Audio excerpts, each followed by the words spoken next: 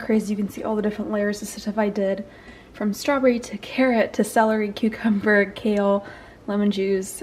Once it's all stirred, it'll be a different color, but yeah, just a giant big bowl. Since my blades, it's too wide and low to fit a cup underneath it, I just do a bowl and then I transfer it into a jar to drink and portion out.